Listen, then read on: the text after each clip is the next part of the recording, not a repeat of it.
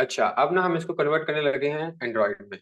और मोबाइल का, कंप्यूटर का मैंने आपको सारा बता दिया, पीसी पे बनी कैसे गेम, इनपुट कैसे लिया हमने, सारा कुछ।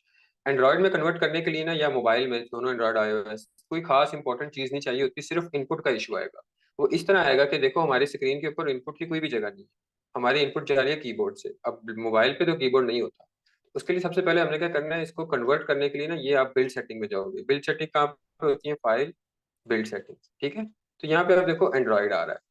एंड्रॉइड जब आप ओपन करोगे ना, तो अगर आपने इंस्टॉल नहीं किया हुआ तो यहाँ पे इंस्टॉल का ऑप्शन आएगा। वो इंस्टॉल कैसे होता है, आपने जाना है ये यूनिटी हब पे, और यूनिटी हब पे जाके आपने इंस्टॉल्स में जाना है। वो जो आपका इंस्टॉल हुआ हुआ है उसके इधर आपने प्रेफरेंस में जाना है, ऐड मॉड्यूल में जाना है, और यहाँ से आपने एंड्रॉइड को इस तरह टिक करना है, जिस तरह ये टिक है ना ऑप्शन आ रहा है, इस तरह एंड्रॉइड पर टिक का ऑप्शन आ रहा होगा, उसको टिक करना है। कंटिन्यू करके, आपको कंटिन्यू नहीं आएगा, वो आ जाएगा इंस्टॉल का। ठीक है, तो आगे आप इंस्टॉल कर लो। जैसे ही वो इंस्टॉल कंप्लीट होता है, ऑफ करके ऑन करो यूनिटी, तो आपको यहाँ पे स्विच प्लेटफॉर्म का बटन शो होगा, आपने इस पे क्लिक कर देना है। ठीक है, थोड़ा ही टाइम लेगा, फर्स्ट टाइम काफी टाइम लेगा। जैसे ही ये प्लेटफॉर्म स्विच करेगा तो फिर हम आगे आपको बताते हैं क्या करना है।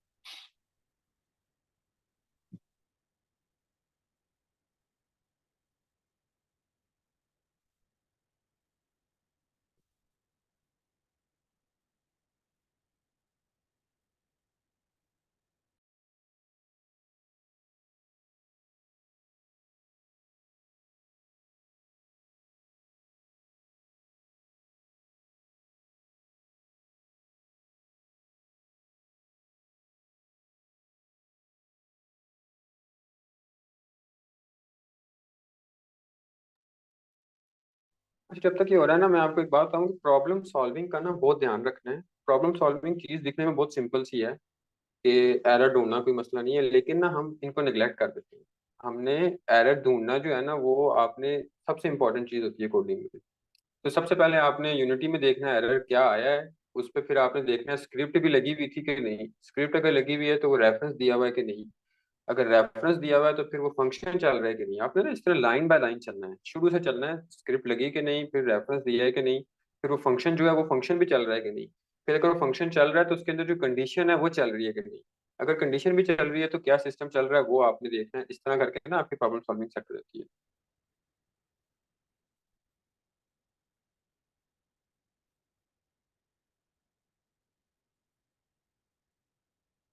अच्छा, अगर सर्वर सर्फर की तरह मूव करना चाहो ना, तो उसके लिए थोड़ा सा ना आपको लाइंस बनानी पड़ती है। वो ये होता है कि आप उसको पोजीशंस देते हो, वो थोड़ा सा कॉम्प्लिकेटेड काम है। उसमें हम ना 3 लाइंस बना लेते हैं। ये अभी तो हम प्लेयर क्या कर रहा है कि पूरा राइट हो रहा है, पूरा लेफ्ट हो रहा है, तो वो नहीं होता। हम 3 लाइंस बना लेते हैं, एक मिडल लाइन, एक राइट लाइन और एक लेफ्ट लाइन, जो इतनी आप बनाना चाहो। और उसमें ना हम कंडीशंस लगा देते हैं कि अगर हम राइट लाइन में हैं और वो प्लेयर लेफ्ट बटन दबाता है तो कुछ नहीं होगा। ठीक है। और अगर राइट लाइन में और प्लेयर राइट वाला बटन दबाता है, टॉप राइट में अगर हम और राइट वाला बटन दबाता है, तो हमारा प्लेयर जो है वो मिडल में आ जाएगा। ठीक है। इसी तरह फिर अगर मिडल में और राइट वाला बटन दबाता है तो वो लेफ्ट पे, राइट पे हो जाएगा। इस तरह ना हम उसको पॉइंट्स देते हैं। वो थोड़ी सी लंबी स्क्रिप्ट बनती है, और वो हमारा प्लेयर जो है ना, वो एक जगह से दूसरी जगह एक हिसाब का शिफ्ट होता है। और वो शिफ्ट होने के दौरान हम उसकी बीच में एनिमेशन लगा देते हैं, तो वो शिफ्टिंग की एनिमेशन भी साथ चलती है, तो लगता है हमारा प्लेयर जो है प्रॉपर जंप करके दूसरी जगह पे गया है। तो हम 3 लाइनें उसमें बनाते हैं, वो जिसको हम बेड कहते हैं, रोड्स के। तो वो 3 रोड्स होती हैं। तो इस तरीके से फिर हम लेफ्ट मूव करते हैं, राइट होते हैं और सेंटर में आते हैं। लेकिन राइट पे फिर हम राइट बटन दबाएंगे तो वो भूल लगा होगा जो उसको राइट नहीं जाने देगा। इसी तरह अगर टॉप लेफ्ट पे और फिर लेफ्ट बटन दबाओ तो भूल लगा हुआ वो लेफ्ट पे नहीं जाने देगा। तो इस तरह की स्क्रिप्ट लगती है वहां पे। जंप में भी यही होता है। आप जंप में भी आपको भूल लगाना पड़ता है कि अगर प्लेयर ग्राउंड पे है तो ही जंप करे, वरना क्या होता है हम ग्राउंड पे ना भी हो जंप करें और फिर जंप कर दें तो हमारा डबल जंप हो जाएगा और हम तो उड़ने लग पड़ेंगे। तो सिर्फ हम देखते हैं अगर ग्राउंड पे है तो जंप करे, वरना ना करें। इसी तरह जो हमारा क्राउच होता है उसमें भी यही है कि अगर हम ग्राउंड पे हैं तो ही क्राउच करें। और क्राउच और जंप के साथ ना हमें, जंप में तो साथ हम उसको देते हैं, क्या बोलते हैं उसको, स्पीड देते हैं, जिसकी वजह से पूरा ऊपर चला जाता है। लेकिन क्राउच में अगर हम सिर्फ क्राउच एनिमेशन लगाए ना, तो हमारा बॉक्स स्लाइडर ऊपर ही रह जाता है। तो बॉक्स स्लाइडर भी छोटा करना पड़ता है। अच्छा, तो ये हमारा कन्वर्ट हो गया है। जब आपका गेम कन्वर्ट होगी ना, तो इस तरीके से आपका एंड्रॉइड शो हो जाएगा। यहाँ पे आपको बाकी फीचर्स वगैरह शो होंगे, इनके ऊपर हम खास इतना काम करने की चीज़ नहीं है। यहाँ पे प्लेयर सेटिंग्स है, इसको हम थोड़ा देखेंगे, लेकिन फिलहाल नहीं। अच्छा, अब आप देखोगे तो गेम आपकी कुछ इस तरह की नजर आएगी।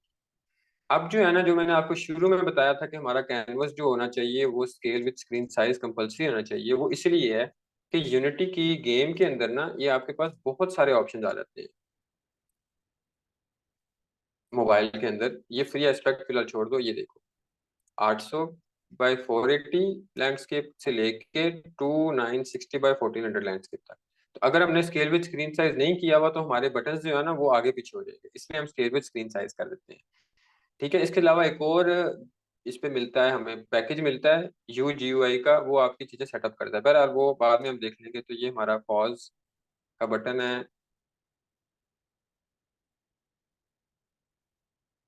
एक सेकंड।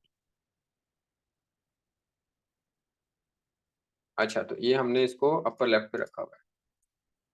ठीक है, और ये हमारा स्कोर है टेक्स्ट का, ये टॉप पे रखा हुआ है, गेम बिन सेंटर में रखा हुआ है, और पॉज पैनल भी हमने स्ट्रेच किया हुआ है। ठीक हो गया।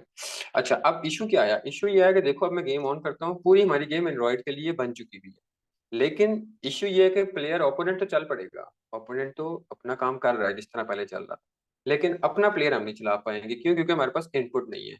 तो कोई मुश्किल चीज नहीं है, कोई खास इंपॉर्टेंट काम मसला नहीं है, बहुत सिंपल सा है। आपने क्या करना है, बटन्स लगा लेने हैं। हम इनपुट यहाँ पे बटन्स पे देते हैं ना पबजी वगैरह में, तो वही हमारा काम यहाँ पे है। देखो आपने क्या करना है, कैनवस में जाना है, राइट क्लिक करना है, यूआई और बटन्स। ठीक है, ये आपके बटन आ गए। अब इन बटन के ऊपर आप इमेज चेंज कर लो और प्यारी इमेजेस लगाओ जो आपको पसंद आती हैं, वो आपका काम है। ठीक है, मैं फिलहाल सिर्फ बेसिक्स बता रहा हूँ। एक बटन को हम कह देते हैं लेफ्ट। ठीक है, इसको हम थोड़ा सेट कर लेते हैं, फिर इसको हम कॉपी कर लेंगे बाकियों के लिए। तो इसको हम रखते हैं इधर, इसका साइज हम रखते हैं 50 बाई 50। सही लग रहा है? हाँ, ठीक है। अगला हम बटन रखते हैं राइट,